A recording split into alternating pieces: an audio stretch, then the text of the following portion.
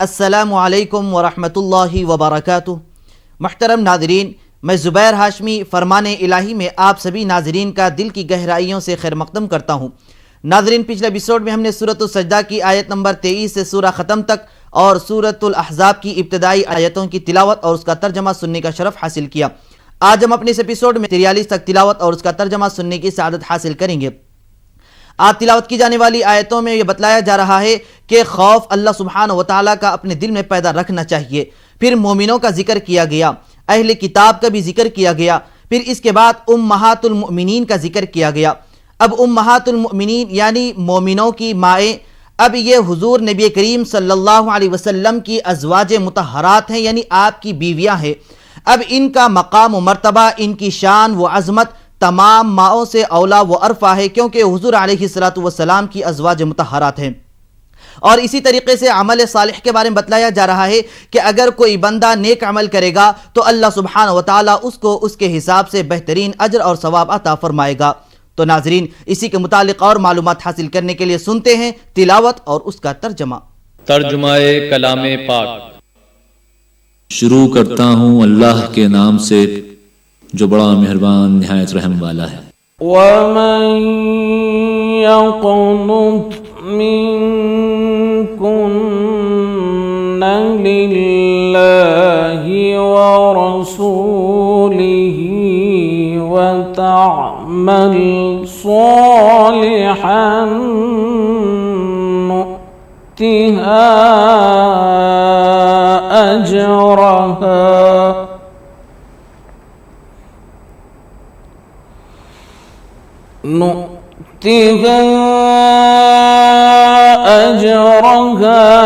मर्रतैनि व अअतदना लहा रिज़्क़न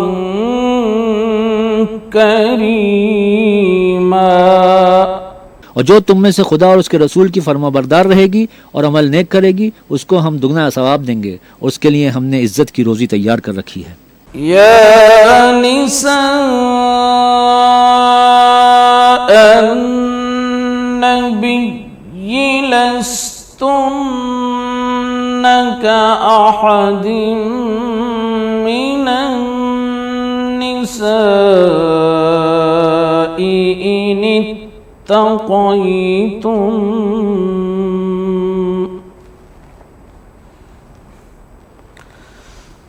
इन इत्तक़ैतुन्न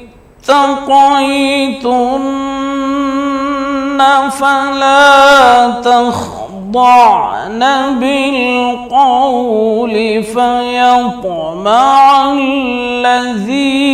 फ़ी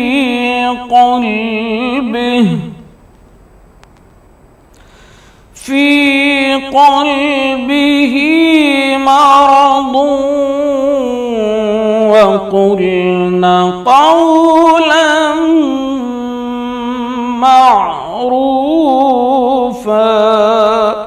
ऐ पैगंबर की बीवियों, तुम दूसरी औरतों की तरह नहीं हो। अगर तुम परहेजगार रहना चाहती हो तो किसी अजनबी शख्स से नरम नरम बातें न किया करो, ताकि वो शख्स जिसके दिल में किसी तरह का मर्ज है कोई उम्मीद न पैदा कर ले, और उनमें दस्तूर के मुताबिक बात किया करो। वक़रन फ़ी बुयूतिकुन्न वला तबर्रजन तबर्रुजल जाहिलिय्यतिल ऊला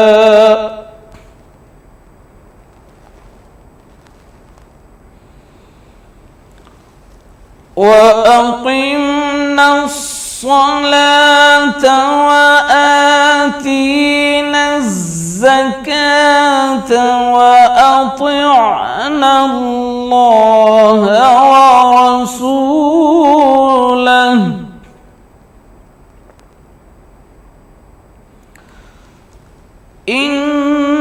إنما يريد الله ليذهب عنكم الرجس أهل البيت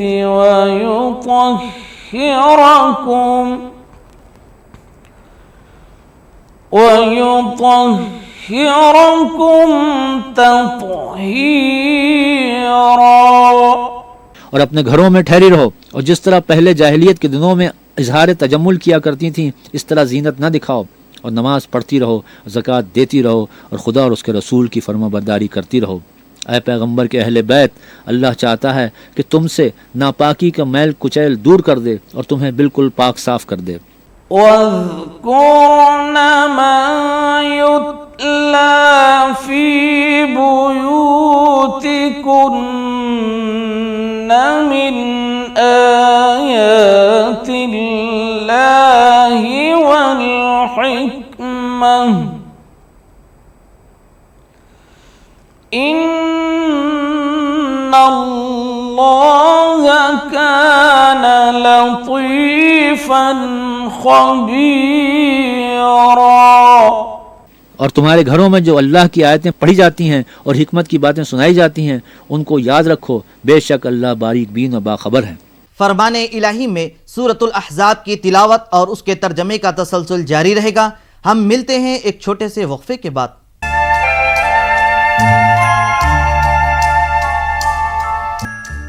वक्फे के बाद दोबारा आप सभी का खैर मकदम है।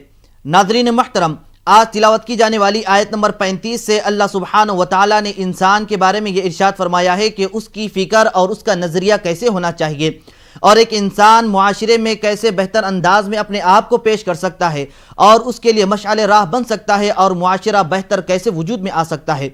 इसी तरीके से यह भी बतलाया जा रहा है कि कुरान मर्द और औरत में कोई इम्तियाज़ नहीं करता, यानी मर्द के लिए जो सिफ़ात बयान किए गए हैं, औरतों के लिए भी वो सिफ़ात बयान किए गए हैं।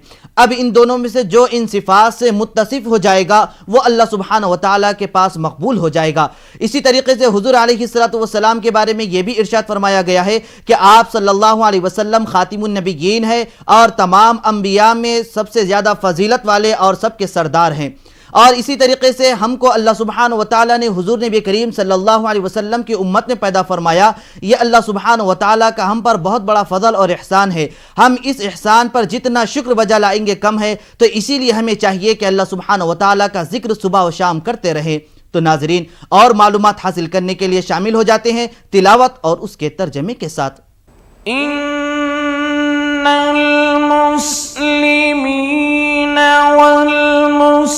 والمسلمات والمؤمنين والمؤمنات والقانتين والقانتات والصادقين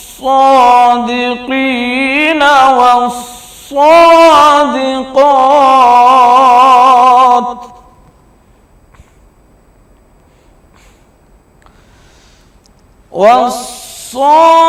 والصادقين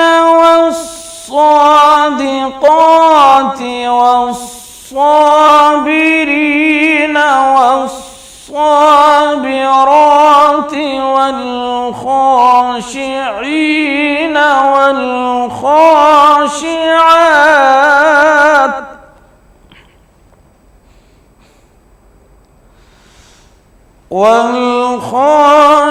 والخاشعين والخاشعات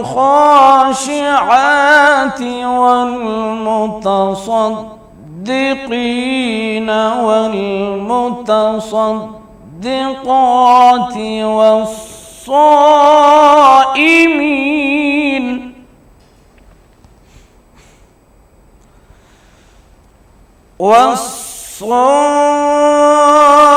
والصائمين والصائمات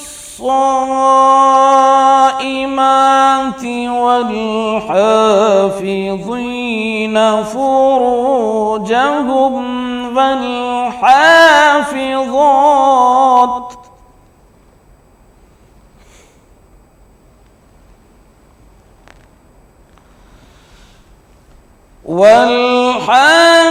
والحافظات والذاكرين الله كثيرا والذاكرات أعد الله لهم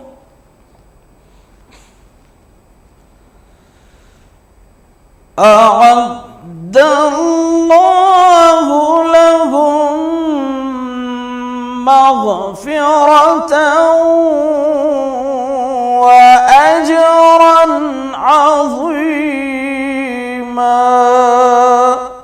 जो लोग अल्लाह के आगे सरे अतात खम करने वाले हैं, यानी मुसलमान मर्द और मुसलमान औरतें और मोमिन मर्द और मोमिन औरतें और फर्मा बरदार मर्द और फर्मा बरदार औरतें और रास्तबाज मर्द और रास्तबाज औरतें और सब्र करने वाले मर्द और सब्र करने वाली औरतें और फ़रोतनी करने वाले मर्द और फ़रोतनी करने वाली औरतें और खैरात करने वाले मर्द और खैरात करने वाली औरतें और रोज़े रखने वाले मर्द और रोज़े रखने वाली औरतें और अपनी शर्मगाहों की हिफाजत करने वाले मर्द और अपनी शर्मगाहों की हिफाजत करने वाली औरतें और खुदा को कसरत से याद करने वाले मर्द और कसरत से याद करने वाली औरतें, कुछ शक नहीं कि उनके लिए खुदा ने बख्शिश और अजर अजीम तैयार कर रखा है। वमा कान लिमुमिनिन वला मुमिनतिन इज़ा क़दल्लाहु व रसूलुहु अम्रा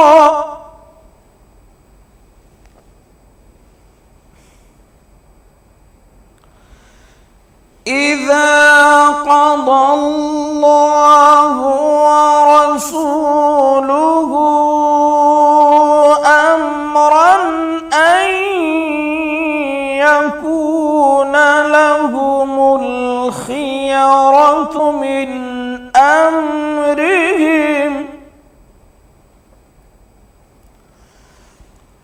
ومن يعص الله ورسوله فقد ضل ضلالا مبينا।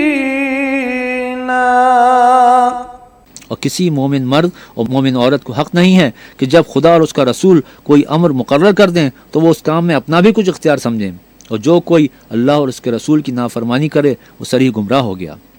وَإِذْ تَقُولُ لِلَّذِي أَنْعَمَ اللَّهُ عَلَيْهِ وَأَنْعَمْتَ عَلَيْهِ أَمْسِكْ عليك زوجك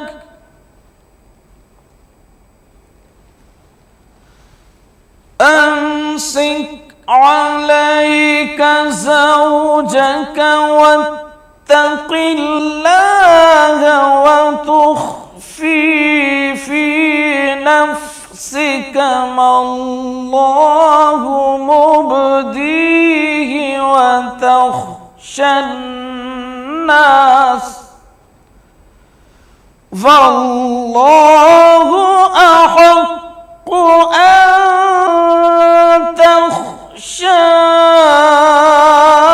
تخشاه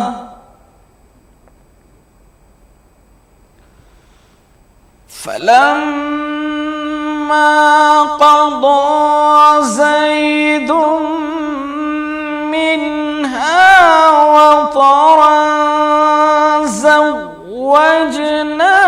زوجناكها لكي لا يكون على المؤمنين حرج في أزواج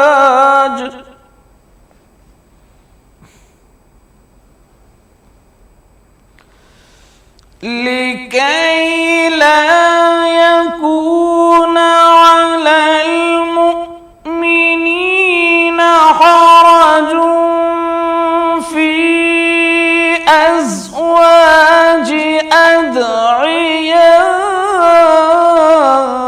أدعيائهم إذا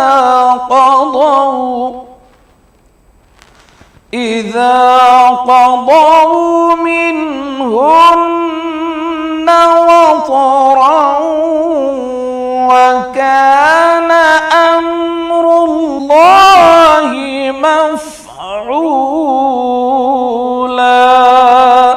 और جب تم اس شخص سے جس پر خدا نے احسان کیا اور تم نے بھی احسان کیا یہ کہتے تھے کہ اپنی بیوی کو اپنے پاس رہنے دے اور خدا سے ڈر، اور تم اپنے دل میں وہ بات پوشیدہ کرتے تھے جس کو اللہ ظاہر کرنے والا تھا، اور تم لوگوں سے ڈرتے تھے حالانکہ خدا ہی اس کا زیادہ مستحق ہے کہ اس سے ڈرو، پھر جب زید نے اس سے کوئی حاجت متعلق نہ رکھی یعنی اس کو طلاق دے دی تو ہم نے تم سے ان کا نکاح کر دیا تاکہ مومنوں کے لیے ان کے منہ بولے بیٹوں کی بیویوں کے ساتھ نکاح کرنے کے بارے میں جب وہ ان سے اپنی حاجت متعلق نہ رکھیں یعنی طلاق دے دیں کچھ تنگی نہ رہے، اور اللہ کا حکم واقع ہو کر رہنے والا تھا۔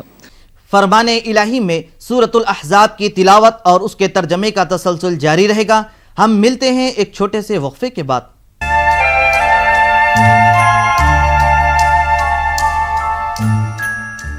وقفے کے بعد دوبارہ آپ سبھی کا خیر مقدم ہے۔ ناظرین محترم، آج تلاوت کی جانے والی آیت نمبر 35 سے اللہ سبحانہ و تعالیٰ نے انسان کے بارے میں یہ ارشاد فرمایا ہے کہ اس کی فکر اور اس کا نظریہ کیسے ہونا چاہیے، اور ایک انسان معاشرے میں کیسے بہتر انداز میں اپنے آپ کو پیش کر سکتا ہے اور اس کے لیے مشعل راہ بن سکتا ہے، اور معاشرہ بہتر کیسے وجود میں آ سکتا ہے۔ اسی طریقے سے یہ بھی بتلایا جا رہا ہے کہ قرآن مرد اور عورت میں کوئی امتیاز نہیں کرتا، یعنی مرد کے لیے جو صفات بیان کیے گئے ہیں عورتوں کے لیے بھی وہ صفات بیان کیے گئے ہیں۔ اب ان دونوں میں سے جو ان صفات سے متصف ہو جائے گا وہ اللہ سبحانہ و تعالیٰ کے پاس مقبول ہو جائے گا۔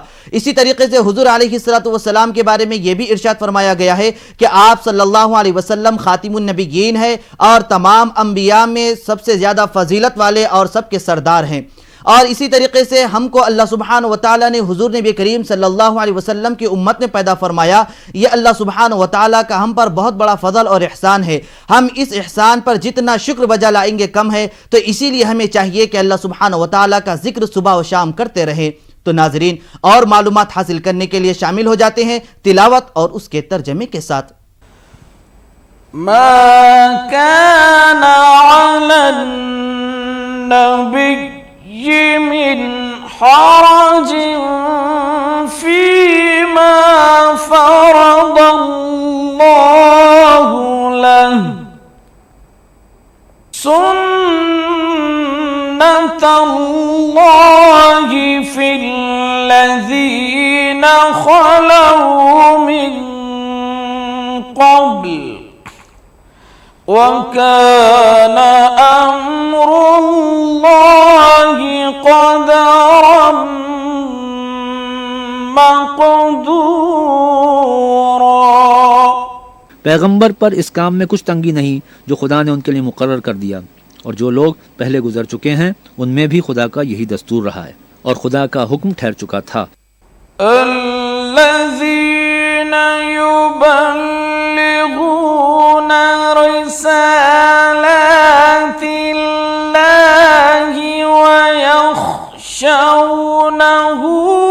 ولا يخشون أحدا إلا الله وكفى بالله حسيبا۔ اور جو خدا کے پیغام جو کہ تم پہنچاتے اور اس سے ڈرتے اور خدا کے سوا کسی سے نہیں ڈرتے تھے، اور اللہ ہی حساب کرنے کو کافی ہے۔ ما كان محمد أبا أحد من رجالكم ولكن رسول الله وخاتم النبيين۔ ما كان محمد أبا أحد من رجالكم ولكن رسول الله وخاتم النبيين وكان الله بكل شيء عليما۔ मोहम्मद तुम्हारे मर्दों में से किसी के वालिद नहीं हैं, बल्कि खुदा के पैगंबर और नबियों की नबूवत की मोहर यानी उसको ख़त्म कर देने वाले हैं, और खुदा हर चीज़ से वाकिफ़ है। يا أيها الذين آمنوا اذكروا الله ذكرا كثيرا وسبحوه بكرة وأصيلا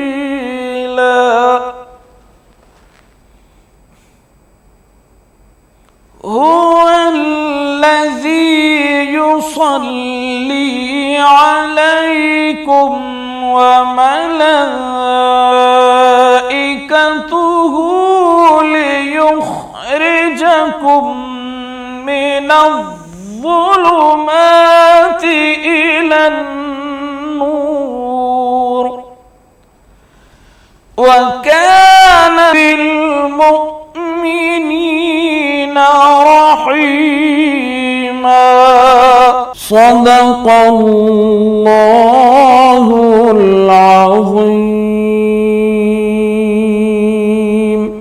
ए अहले ईमान, अल्लाह का बहुत जिक्र किया करो और सुबह और शाम उसकी पाकी बयान करते रहो। वही तो है जो तुम पर रहमत भेजता है और उसके फरिश्ते भी, ताकि तुमको अंधेरों से निकाल कर रोशनी की तरफ ले जाए, और खुदा मोमिनों पर मेहरबान है। अल्लाह सुब्हानहू व तआला से दुआ है कि वो हम सबको इस मुबारक महीने में अपने गुनाहों की मग़फ़िरत तलब कर लेने की तौफीक नसीब फरमाए। इंशाअल्लाह कल हम दोबारा इसी वक्त सूरतुल अहज़ाब की तिलावत और उसके तर्जमे के साथ हाजिर रहेंगे। तब तक के लिए आप हमें और हमारी पूरी टीम को इजाज़त दीजिए। अल्लाह हाफ़िज़।